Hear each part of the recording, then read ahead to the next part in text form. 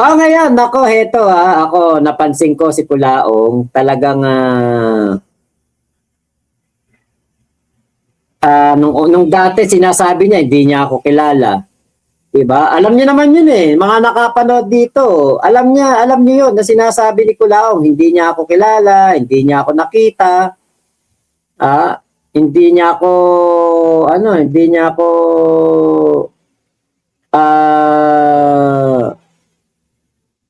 basta yun, hindi niya ako kilala. Pero ngayon, ito, ayan. Ang mag-comment dito, ikaw, okay ni Nam, pinagkakitaan mo yung mga OFW nung pandemic. Kunyari, supporter pa kita. Di ba? Makmak Diablo. Ayun. Pinagkakitaan ko daw yung mga OFW noong pandemic. Totoo yun. Hindi ko po tinatanggi yun. Napakarami pong OFW na nanonood sa akin noon. Nakaabang sa mga vlog ko. Bakit? Magaling po ako mag-vlog eh. Magaling ako mag-vlog eh. Nung mga panahon na yon, ang mga OFW wala pong ginagawa. Wala silang trabaho. Talagang bahay lang sila. Ano gagawin ng OFW?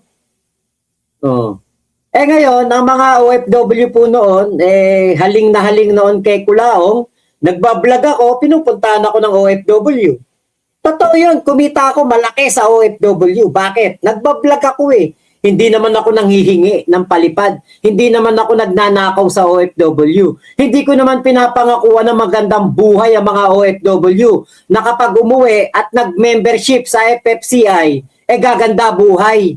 Hindi po ako nangako ng ganon. Kumita po talaga ako sa mga OFW dahil po nanonood sila sa akin. Okay ni Nam. Saka hindi ako nagko-comment sa iyo, Kulaong.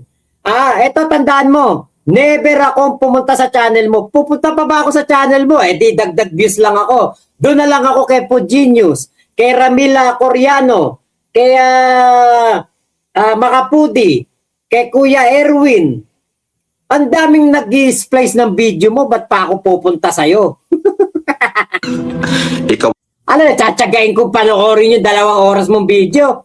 Bugo! ang tunay naman, rotot ka.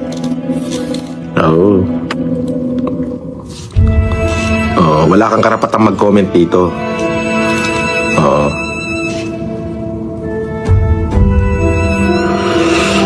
Diba?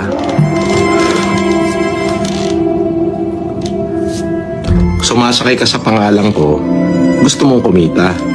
Yun ang totoo nun. Sato! Alam nga namang hindi ako kikita. Magbablog ako dito ng ilang oras. Iba-vlog kita, hindi ako kikita. Ano ako, gago? Diba?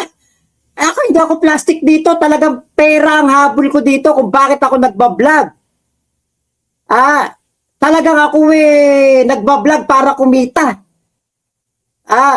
Inaamin ko sa lahat po ng mga manonood ko, ako po'y nagbablog para kumita. Pero hindi po ako magbablog para magpanggap na Marcos. Hindi ako magbablog para magmukhang mayaman. At never po ako manghihingi ng palipad sa inyo. Ilalapag ko na lang yung Gcash ko. Diba?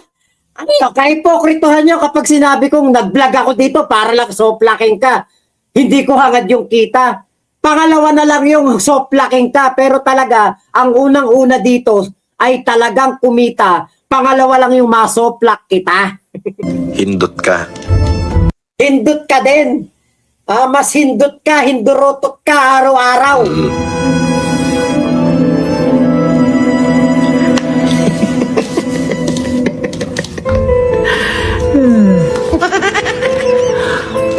Wala masabi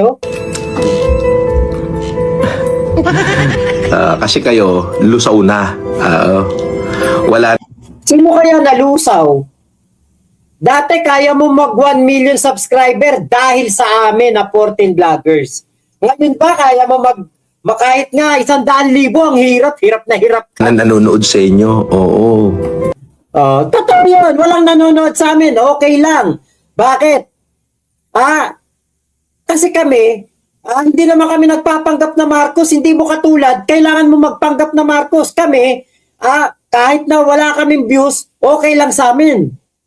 Kumita kami o hindi, okay lang. Bakit? Hindi kami nagpapanggap na Marcos. Hindi kami namamalimos ng palipad dito. At isa pa Kulaong, meron kami ibang pinagkakaabalahan. May pamilya kami, meron kami mga anak at asawa na kasama sa buhay. Katulad ng Pasko, kasama ko pamilya ko, kasama ko tiyahin ko, kasama ko mga pinsan ko, mga kapatid ko. Ngayong bagong taon, nako, magpa-party kami dito sa bahay. Ikaw ba Kulaong? May kasama ka bang pamilya sa darating na bagong taon? Naku, baka pag inilive ko kung ano yung kaganapan dito sa amin sa New Year, baka sabihin mo, mga kapitbahay ko dito, nako, dito sa amin magbabagong taon, magpa-party-party kami, magpapa-games ako. Tapos marami kaming handa. Ikaw Kulaong, sino kasama mo? Si Casper. Putya, inaagawan mo si Casper sa halip na pamilya rin ang kasama ng Pasko. Ikaw pa kasama. Hindi mo kasi pinapasahod Diba? Kaya ako, Kulaong, okay lang ako. Hindi ako magka-views. Okay lang. Ang importante dito, hindi ako ng lolo ko. Hindi ako nagpapanggap na Marcos. Hindi ako na buburaot. Hindi ako nang babalahura ng mga manonood. Ikaw lang binabalahura ako dito. Wala na rin kayong kita sa YouTube. Ako, kita mo naman. Paggawa Kulaong, baka nakakalimutan mo na mas nauna akong YouTuber kesa sa'yo. Ito Kulaong, kasi ito, kapag nalaman niya to, hindi ko pwedeng sabihin dito Pag nalaman niya, hindi niya nagagawin to pero ito never niyo akong makita na magkulaong time na patayo yung video. Kapag politics, mag-live ako, may patayo akong video. Pero pag kulaong time, hindi ako nagpapahiga ng video. Ng patayo. Hindi ako nagpapatayo. Basta, may sikreto dyan. Alam ko Kulaong, alam ko yan. Nag-ano ka lang, pinapalakas mo lang yung loob mo. Kala mo, porke nanonood sa'yo, 700, 800, 900, 1,000, may kita yan? Walang kita yan. Nako. Sasabihin mo, wala na kaming kita sa YouTube. Wala na pala kaming kita sa YouTube. Bakit mo sinasabi na pinagkakapirahan ka lang namin, ginagatasan ka lang namin, lusaw na kami. Wala na pala kaming kita sa YouTube Diba ako, hindi ako nag-YouTube para magpasikat. Kung ako panoorin, salamat. Kung hindi, salamat pa rin.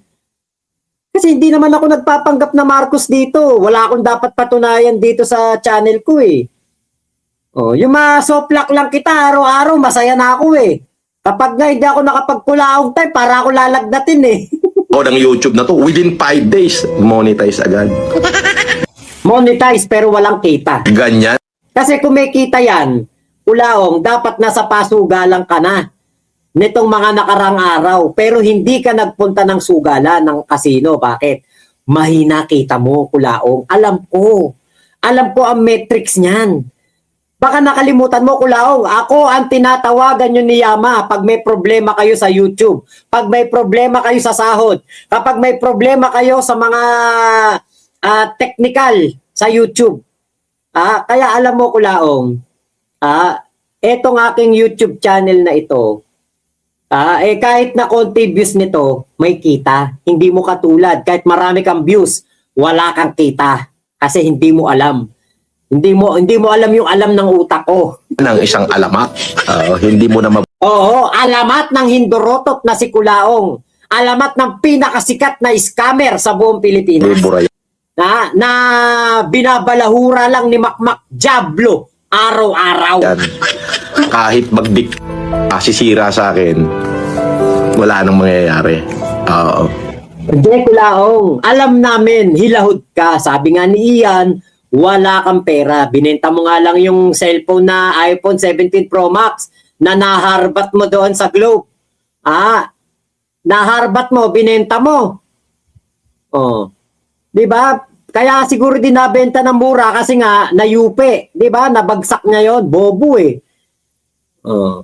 Kaya yung iPhone 17 Pro Max na sinasabi na after 15 days makukuha ni Casper, wag na po tayong maniwala doon dahil ibinenta pala talaga. Kahit ano pa sabihin mo sa akin, panggap ng Pilipino yan. Oo, tanggap ng mga Pilipino na scammer ka, nagpapanggap kang Marcos, tanggap ng mga Pilipino na ikaw numero unong balatuba sa SOCMED, tanggap ng mga tao na ikaw si Kulaong at hindi ikaw si Francis Leo Marcos. Kulaong ka, tanggap ng mga tao na kulaong ka. Araw-araw kang kinukulaong, araw-araw kang binabalahura, araw-araw kang gaming ginagago, pinagtatawanan, inaabangan ng mga kaingutan mo. Kasi nga kulaong ka, tanggap ng tao yun. Eh ikaw. Oh, di ba? Kaya magtulong-tulong kayong lahat. May stress na lang kayo. Ay, hindi kami nai-stress. Kasi habang binabalahura ka namin, dollars ang kapalit nito. Eh ikaw, kung hindi ka pa manghihingi ng pakulay, wala kang dollars. Hanggang sa magbigay kayo, wala kayong kayang patunayan. Meron na kami napatunayan. Kulaong, meron na. Dami na namin napatunayan. Eto nga bagsak ka nga hilahod ka nga baleto ka mo. Wala kang pera, Kulaong. Doon pa lang, masaya na ako. Mga ungas. Boss, ba't supwena? Supwena. Supwena. Pronounce. Yun ang gusto ko eh. Diba? Kami, nakakatulog kami ng maayos. Nakakakain kami ng maayos.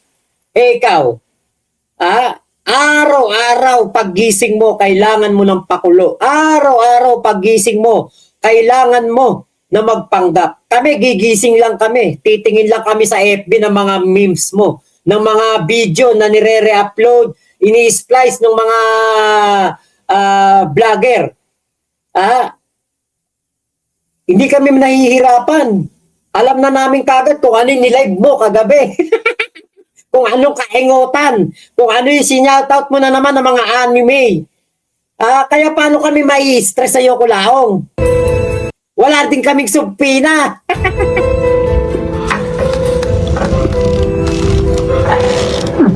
May nalala. Kita nyo, stress na stress, Akala niya kasi ako yung nag-comment sa kanya. Putya, hindi ako pumupunta sa channel niya. Bugok na yan. Among ka pa ba? Butike. Meron Wala ka pa. din nalalamon, di ba? Nako, Kulaong. Meron pa. Imposible namang wala akong malamon. Putya, sa tagal ko ng YouTuber, may 500,000 na subscriber. Walang malamon. Naku po, Kulaong. Yan ang malabo. Yan ang pinakamalabong sinabi mo, yung wala ng malamon.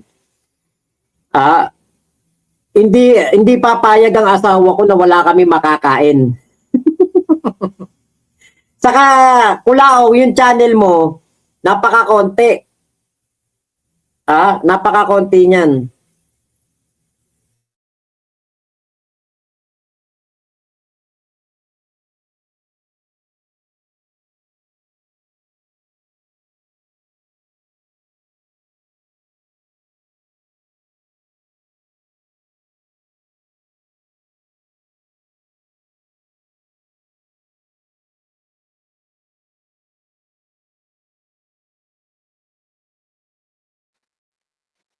Ewan ko lang kung pwede to. Naririnig niyo ako?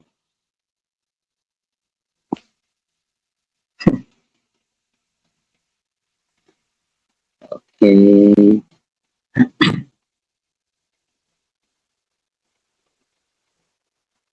Ayan. Naririnig niyo po ba ako? Hindi ko alam kung naririnig niyo ako. Kung naririnig. Okay. Ito. Kulaong, sabi ni Ian, wala ka na daw malamon sa sa bahay mo. Kulaong. Ako kahit pa paano, may laman ng rep namin. Ito, may kagagawa lang ng asawa ko ng, mango greyhounds. Kahit pa paano, may mga laman pa tong rep namin, may laman pa. Oh. Tapos ito, kulaong. Ito ang wala ka, kasi walang gagawa niyan sa'yo. May mga pang-spaghetti na kami dito, may pang-macaroni salad, yan ang wala sa iyo kulaong. Kahit anong papaano, may mga naman kami rito. May mga stocks naman kami. Sabi mo kulaong, wala na akong malamon. Ito yung mga babaunin namin sa dagat. Magdadagat kasi kami sa New Year. Tapos mamimili kami sa hypermarket na yung 29. Mamimili na kami ng mga mga babaunin. Ito actually, namili na rin kami ng aming tatagayin sa dagat. Ayan, marami kaming event kasama pamilya. Ikaw kasi kulaong, wala kang pamilya. Ni isang kahit nga Christmas tree maliit, wala ka sa bahay mo eh. Bakit? Wala magse-celebrate, wala kang pamilya eh. Sabi mo, kulaong, naghihirap kami. Kahit pa paano naman, naka 54 inches naman ako na TV. 55 yata yan. At least hindi kami nangungupahan ng bahay. Yan ang wala ka kulaong. Ito, naka-computer ako pag nagla-live. Ito pa, kabibili ko lang. Para sa sa anak ko. Niregaluhan ko yung anak ko. Alam mo ba kulaong kung magkano tong sasakyan na to sa SM? Binili ko sa SM yan, kulaong. The remote dyan. Sasakyan ng anak ko yan. Alam mo kung magkano yan, 12 million. Binili ko sa SM, cash. Ganun kasi kung magmahal sa anak. Ikaw kulaong, wala kang pamilya. Wala kang kasama sa Pasko. Kaya wala. Nganga ka. Diba? Yung sinasabi mo kulaong na ako'y wala ng malamon at naghihirap. Nako kulaong, mahirap mong mapahirap si Makmak Pablo. Bakit? Madiskarte to. Hindi mo kaya to. Baka nga mas marami pa akong pera sa iyo ngayon eh. Baka nga mas nakakaluwag-luwag pa ako sa iyo eh. Kaya, ala.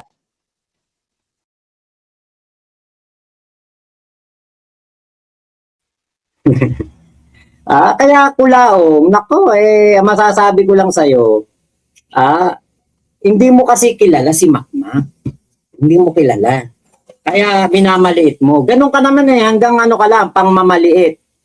Hindi mo kilala yung mga tao na binabangga mo, katulad ni Daking. Hindi mo kilala. Di lalo pa, pag nag-live ako sa dagat, naku, maiinggit ka naman lalo no. Pag nag-live ako, pag nagdagat na kami. Kasi yun yung namin tradisyon namin, after New Year, dagat. Diretso na kami sa dagat nun, madaling araw. Kaya lang, ngayong New Year, parang hindi namin kaya kasi magpa-party kami dito, tsak na magkakalasingan kami. Sabi ko, ados na lang tayo lumakad. Somewhere lang naman siguro, lang kami, Pangasinan lang. Malapit lang, Pangasinan lang. Diba? Kaya naku po kulaong, yung kahit anong ipakita mo na sasakyan, kahit anong ipakita mong ganda ng bahay mo, kahit anong alas pa isuot mo, wala ka pa rin sa akin dahil wala kang pamilya. Ang importante, hindi ako iniiwan ng pamilya ko. Hindi ako tinatatwa ng pamilya at hindi ako tawag doon yung tinatakwil. Pero mo Paskong Pasko, wala kang kasamang pamilya.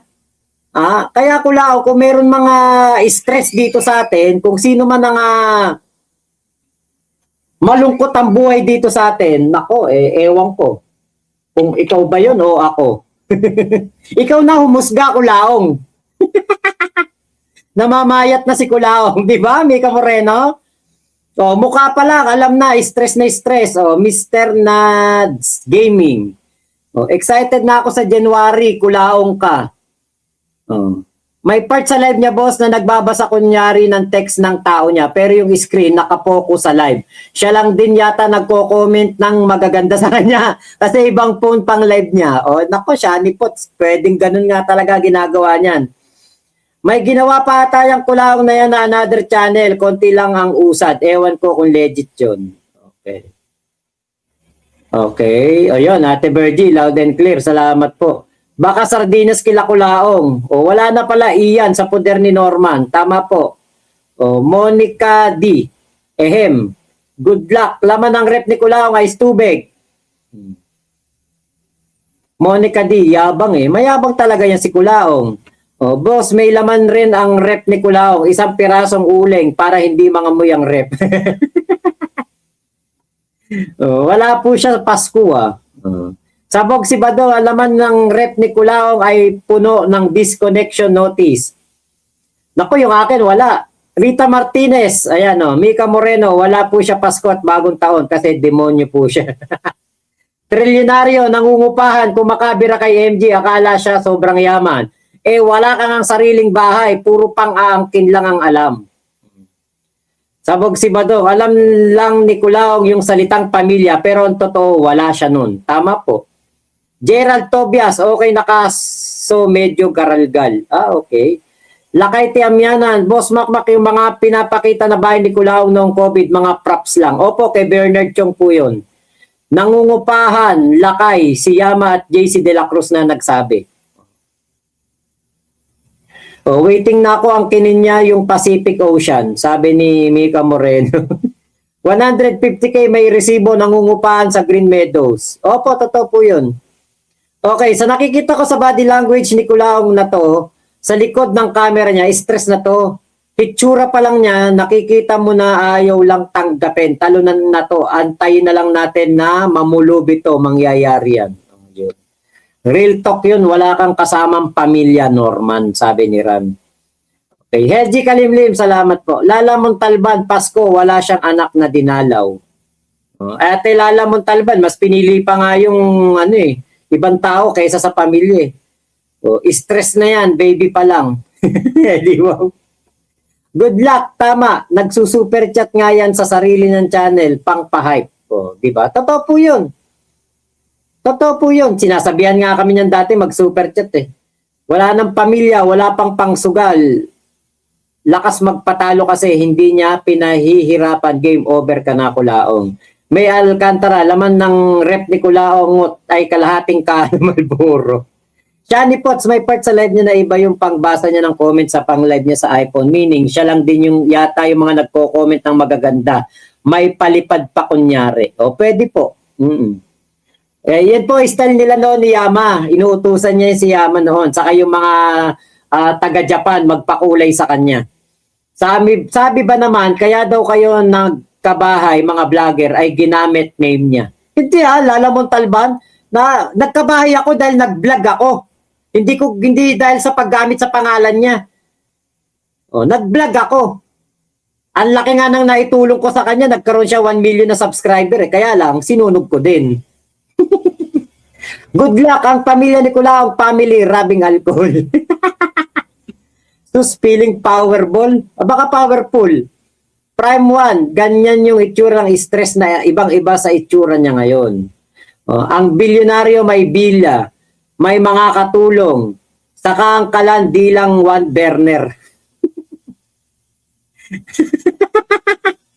Aba, mayaman na pala ako, 2 burner ng kalan ko eh. Maitim na ilalim ng mata niya, mukha ng panda. Nako. Lala Montalban, makukulong na yan. Dimple, pinaglihi sa sama ng loob, kaya ganyan yan. May work si Makmak sa Malaysia. Nag-work po ako sa Malaysia, pero nung umuwi po ako, nag-for good na po ako, vlogging na lang po, at maliit na shop lamang ang aming naging negosyo. Ayan. Meron kaming electrical shop, maliit lang. Feeling ko, gagawin niya na yung sinasabi niya sa iyo, Boss Mac. Naku po, mukhang siya gagawa nun sa kalagitnaan. No, baka sinasay ko lang tayo, no? Lala Montalban, may nag-message kay Kaaruba, post sa community.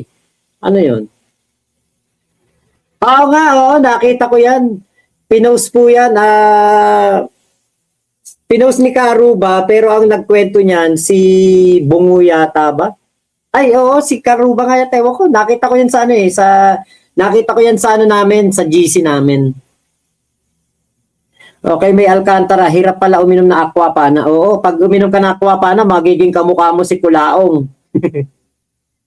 Oh, intact makmak siya pa may utang sa'yo. Opo, Ate Lala, naku po. 30 mil lang natangay sa akin yan.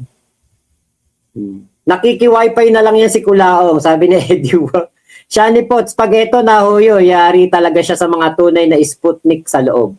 Kaya nga, delikado yan pag yan nahuyo eh. Kasi siya yung sumisira sa mga Sputnik, sa Alex Boncayaw Brigade, sa mga batang city jail. O, says MB Vlog. Says M Vlog, o, bakit ka upa ng bahay kung bilyonaryo ka? Bakit ka magtsatsaga sa mga palipad? Bakit ka magbababad sa YouTube? 2 oras, 3 oras. Buti sana kung katulad mo ko na talagang YouTuber at eto na nga at talagang pinoko sa buhay. Eto na yung focus ko eh, YouTube eh. Eh si Kulao, pinagkakalat niya, meron siya negosyo, marami siyang tauhan, wala namang Christmas party.